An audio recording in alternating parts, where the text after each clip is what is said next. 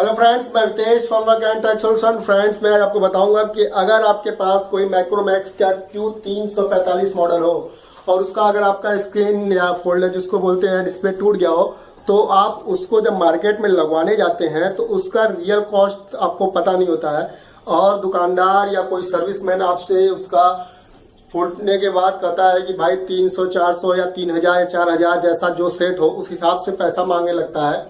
तो मैं आपको बताऊंगा कि इसका जो रियल कॉस्ट है वो कितना है। ये देखिए माइक्रोमैक्स का q345 मॉडल है और जो इसका रियल कॉस्ट है ये देखिए इस तरह से ये पत्ते पर रहता है। आप अगर डिस्प्ले लगाते हैं तो ठीक है, नहीं लगाते तो वो भी मैं आपको अपने नेक्स्ट वीडियो में बताऊंगा कि इसको आप कैसे पुट करेंगे अपने डिवाइस में।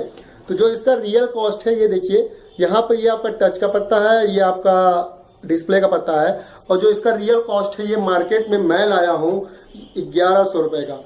मात्र 1100 रुपए में मैं माइक्रोमैक्स q345 मॉडल का फोल्डर लेकर आया हूँ और मैं सर्विस के नाम पे, मैं सर्विस करता हूँ तो मैं सर्विस के नाम पे 300-400 रुपए लेता हूँ एज ए सर्विस के।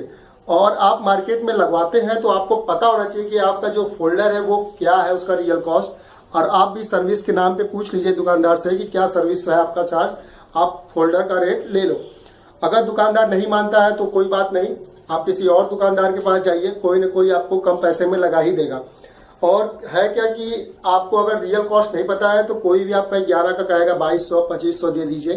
तो मैं तो इसको मात्र 1500 रुपए में लगा रहा हूँ। आप इसको कितने में लगवाते हैं?